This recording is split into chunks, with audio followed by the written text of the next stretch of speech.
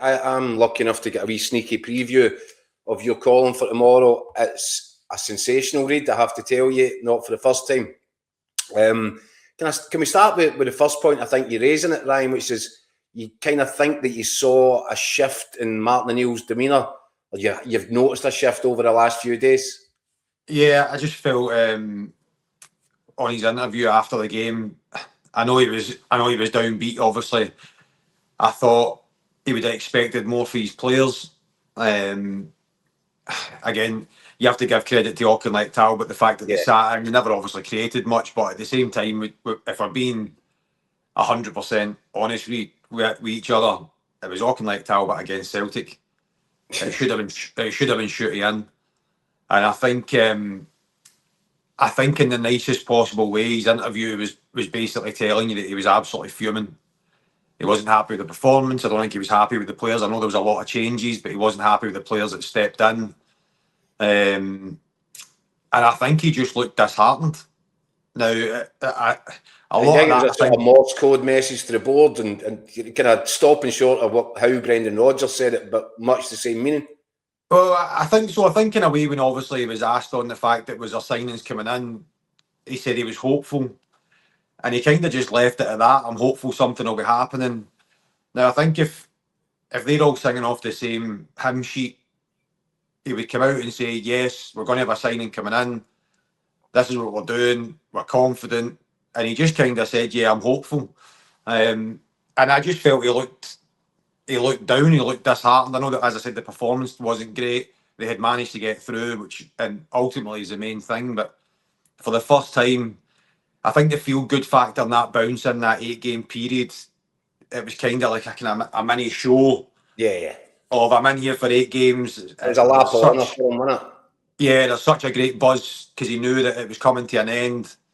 And now I think that he's came in from when he's came back to the end of the season, and especially in this window, I think we're starting to sort of see the real side of it. And I also think, obviously, with the fact that Rangers have done business very quickly as well, will add to that sort of pressure that he's probably feeling.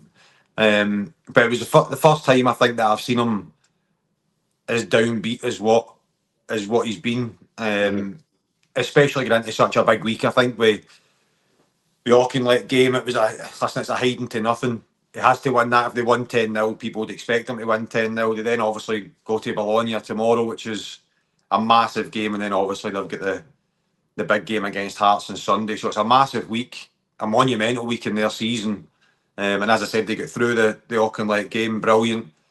But I still think he would have wanted. I'm not even going to say one signing. I would have said 2 or 3 signings in by now, and it obviously hasn't happened, and that ultimately falls at the board's door.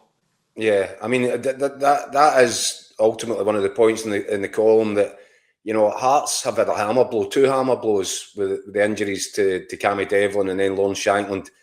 But Jamestown switches the button and they go and source like that, you know, ideal replacements for them. Rangers had a busy transfer window at the start, got in what they needed, and have now got 2 weeks to pick some extras. Celtic, a year down the line, are still waiting for Kyogo's replacement, and Martin O'Neill is the guy that's having to front all this up, carry it, and the guy that needs to take a team to Tynecastle.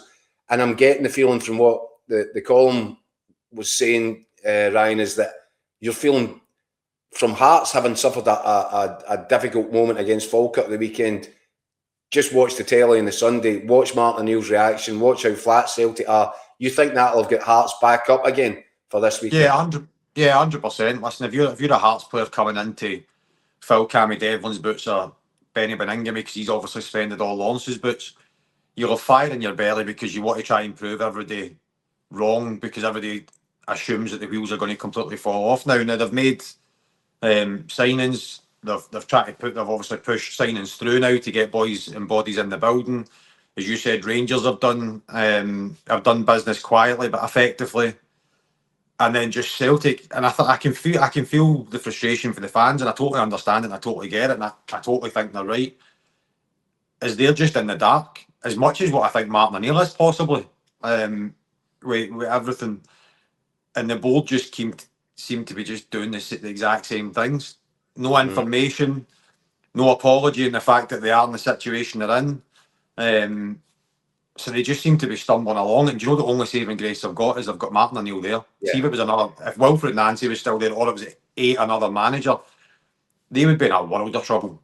And I mean a world of trouble. But as is, they're still only 6 points behind going into the game at the weekend, and they're through in the cup. So there is that positive side here, but they're definitely stumbling through the dark here. You seem fairly confident in the column, Ryan, that for a Hearts win this weekend. I think you said I do, mate. I do. I think regardless of who'll come in, I mean, I said to you, if I was coming in to replace Lawrence, the hunger and the fire and inside me this full week, knowing that I was going to play in his place, would be to show everybody that I can play. It's not just about Lawrence is a massive player, Cammy Devlin's a massive player, and so is Benny. So it's three big players. But I'm also a footballer. I'm also a professional. I'm also playing for Hearts.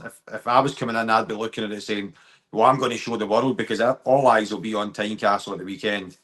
I'm going to show everybody that I'm the guy that can come in, fill the boots, and some. Don't drop. Yeah. So I still, as much as they're hurt, which they are, I still fancy them to go and get a result. And you're also pretty strong, Ryan. And if Hearts do get that result, if they do get the 3 points, you think Celtic are, in your words, done in terms of this season's title? I think they will be, mate. I genuinely, I mean, I covered the game on Sunday, and as I said, I know there was a lot of changes. I just felt they were so far off it. And I think if they then go 9 points behind, the psychological blow that will have, because they are fragile, no matter what way you look at it. I know Celtic fans will probably jump on me here that they can claw 9 points back, and I get that, but I just think they're so that team right now is so fragile. I think the other teams round about them will smell blood, and I think it'll be very difficult for them to claw it back. And you've reached a conclusion here, Ryan, that if Hearts can get this victory, stretch out 9 points in front of Celtic, you think the main worry from that point onward would be what's happening at Rangers? Yeah, I mean, I think Danny Roll's done a great job since he went in. And I think they've kind of went under the radar a little, strangely enough. I like the way, obviously, he's came in. Other than the Hearts' performance at Tynecastle, I think he's done well. I think the signings that he brought in are really, really good. Shows calmness. They're big signings. And I mean, they're only 6 points behind as well. So I think they're in a much better place mentally, so to speak, than what Celtic are. And I think that if Hearts manage to get the 3 points, I think Rangers will be sitting there saying, yeah, that's exactly what we want. And in terms of, this game has been on the horizon, everybody's horizon for a while. It's not as if the fixture list just dropped yesterday. Are you surprised that even if there is time this week for Celtic to get some business done, you're probably looking at one training session for these new guys, Ryan? Is that enough time? Have the board let Martin O'Neill down here? Have they left him with his pants down going into this game? The board's let most of all this. The board's let the fans down. They've let Martin O'Neill down. The fact that you're hoping that some guy can just come in, have an hour and a half training session, and then just bounce into a game. Now that might happen. Sometimes it does. But I mean, middle of November time, we all knew this game was coming. Yeah. Start of December, we all knew this game was coming. Middle of December, we all knew that. Like, for the last 6-7 weeks, we've known this game was coming this was going to come to a head. I have no idea why Celtic weren't preparing. I mean, even if Celtic, the way I look at it, if Celtic had to go out and pay £1 million extra for a player, they've got the money there to do the business and do that bit of business in the 1st or the 2nd of January to make a statement to say, we're back on it here. And then, which I said to you, send somebody out for the board to say, listen, to all the fans, we apologise, we've messed things up, which happens. We're trying to caveat this. We're going to bring players in nice and early for the remainder of the, to basically catapult us for the rest of this season. Big game coming up at the end of January. And they've done nothing.